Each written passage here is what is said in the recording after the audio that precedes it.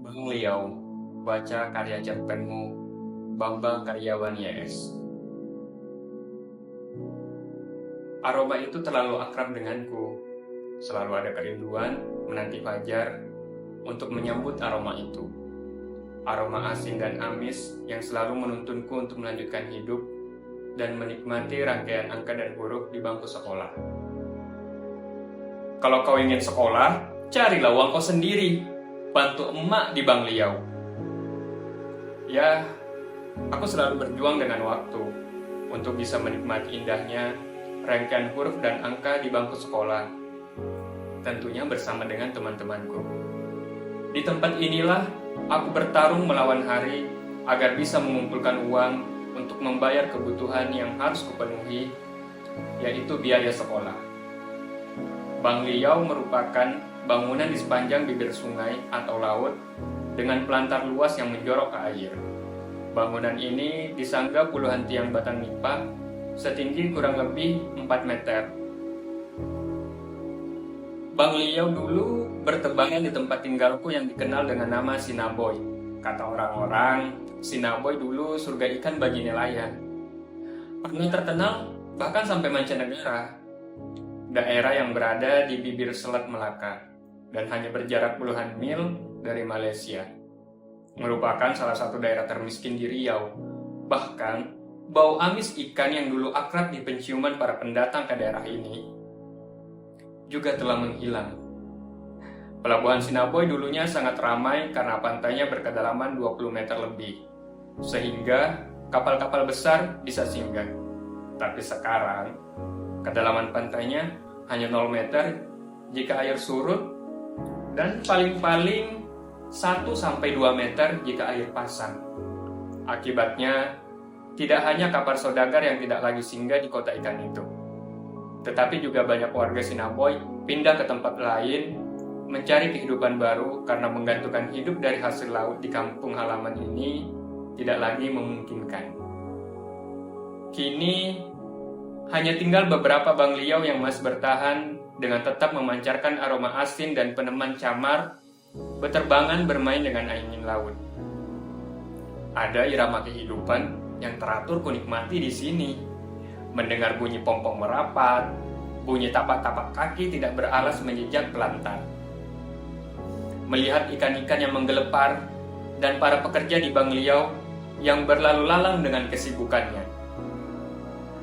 Mereka yang tadinya tidur-tiduran di balai-balai di atas pelantar segera bergegas turun. Box-box ikan warna oranye disusun berjajar dan timbangan pun dipasang. Tak lama kemudian, bakul-bakul ikan yang terbuat dari rotan segera diangkut dan hasil tangkapan diserahkan di lantai pelantar yang terbuat dari kayu. Udang dan ikan lantas dimasukkan ke dalam gantong plastik besar berdiameter 1 meter yang sudah berisi air. Setelah itu udang dan ikan diambil menggunakan tampi dan langsung ditimbang. Kemudian disortir, langsung dimasukkan ke box-box ikan yang sudah diberi es batu. Begitulah aku, yang selalu setia mengikuti dan menikmati irama nelayan dan akan selalu tetap setia berteman aroma asin dan amis itu. Aroma yang dibawa nelayan dari pompongnya. Beragam aroma dari ikan kurau, senangin, bawal putih, bawal hitam, tenggiri, ikan duri, lome, udang merah, udang putih, dan ketam. Aku juga terbiasa menikmati aroma beragam ikan asin, mulai dari ikan sebelah, lome, tenggiri, ikan sisik, dan ebi yang telah menyatu dengan aroma tubuhku. Namun, bukanlah alasan itu sebenarnya yang menjadi alasanku berlama-lama sambil menikmati aroma amis di Bang Liau. Ada yang selalu aku tunggu. Setiap titik hitam kecil di lautan yang lama-kelamaan bergerak menuju daratan. Kain bekas yang dijadikan bendera berkibar-kibar di Bang Liau. Perlahan kapal pompong nelayan merapat ke Bang Liau. Itulah saat yang selalu kutunggu. Kabar yang selalu kunanti dari setiap nelayan yang pulang dari melaut untuk membawakan kabar tentang ayahku. Ayah, aku rindu ya. hanya lirih yang bisa kuucapkan. Kelirihanku kadang kulampiaskan dengan berteriak sekuat-kuatnya memanggil sebutan ayah. Ayah! Ayah! Aku berteriak di tepian Bang Liau.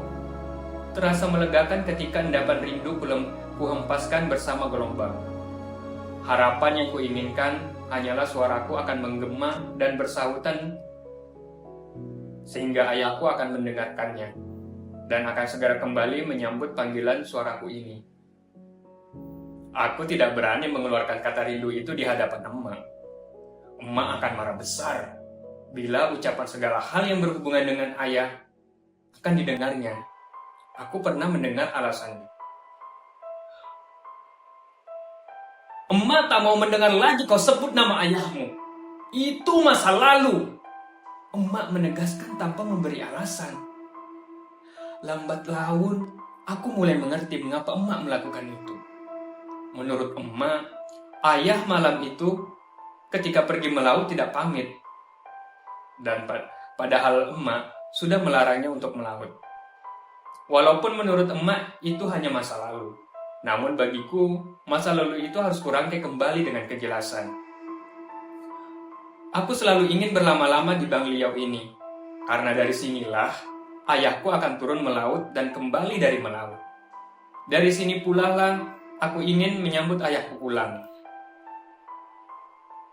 Aku tidak pernah yakin kalau ayahku telah mati. Bagiku, orang kalau dibilang telah mati, harus ada jasadnya, harus ada makamnya. Makanya, aku selalu tidak pernah percaya kalau ayahku telah mati. Aku selalu berlama-lama di Bang Liau, dari fajar sampai senja, menikmati aroma laut sambil berharap ada ayah yang akan menyapaku. Siti, ini ayah nak. Bagaimana kabar emak? Ayah, Siti rindu sama ayah.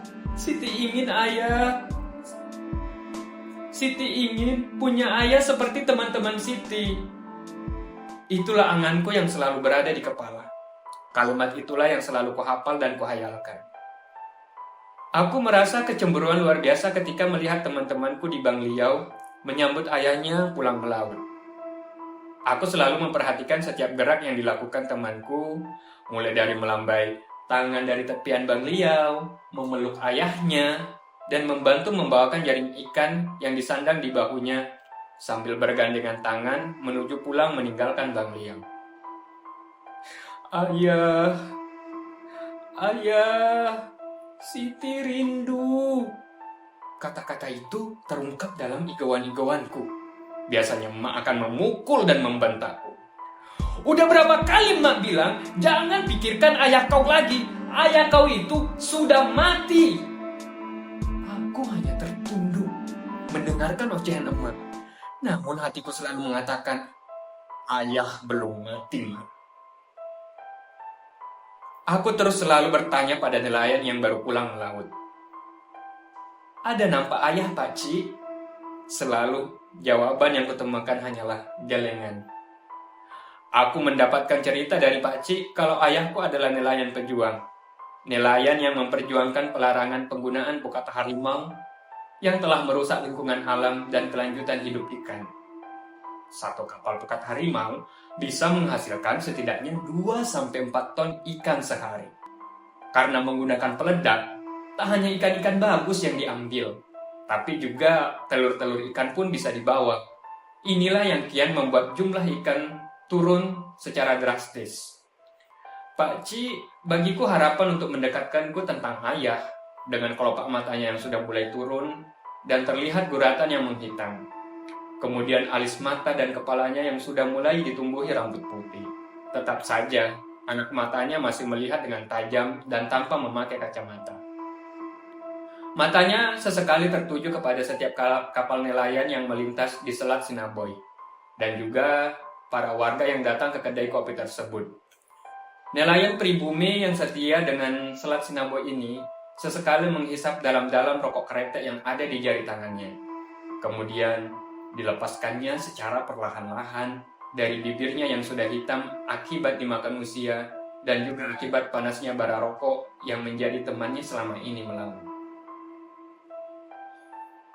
Ada berita kapal yang kau ditenggelamkan nelayan pemakan bukan harimau. Berita itu kadang membuat naluri dendamku ingin membalaskan perbuatan pelaku yang telah membuat ayahku celaka.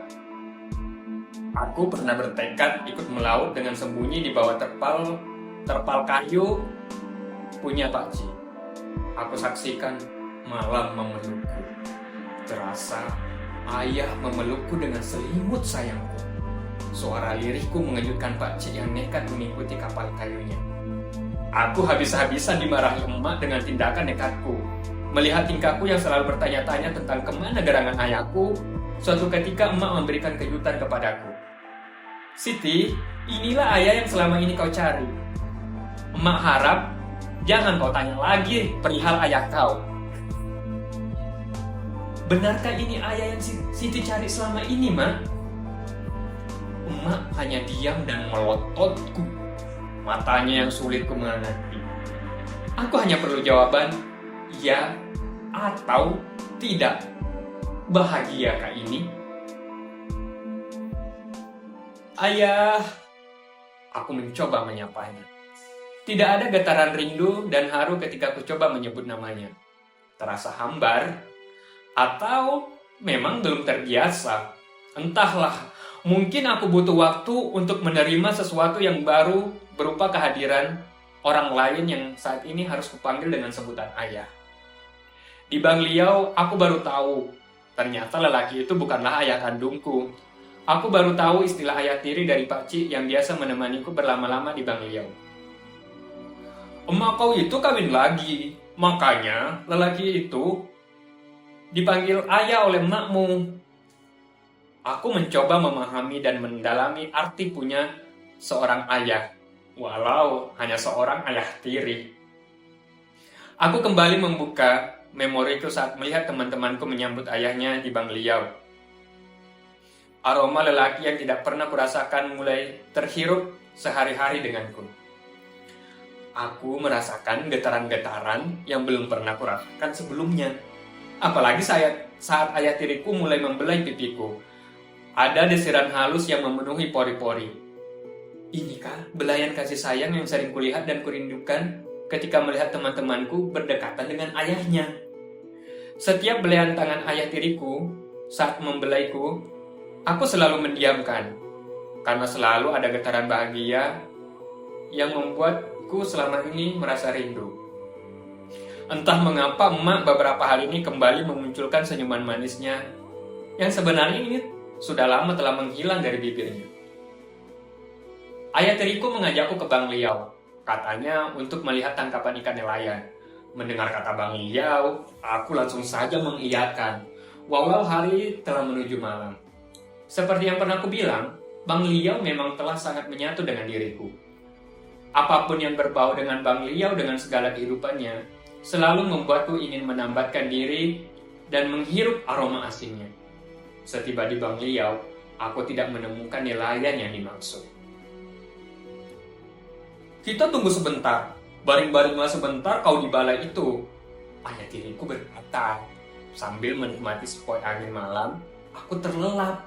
Dan dalam lelapku, aku melihat seorang lelaki yang tersenyum dan mendekapku. Dia mengatakan kalau dia adalah ayahku. Dia bercerita banyak tentang perjuangannya ketika melawan pukat harimau yang menyebabkannya tenggelam oleh orang-orang yang tidak suka dengan tindakannya.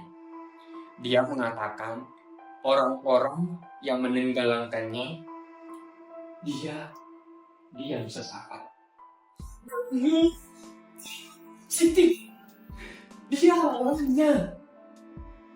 Tegang dengan kekakuan tubuhku yang terhimpit dengan tubuh seseorang.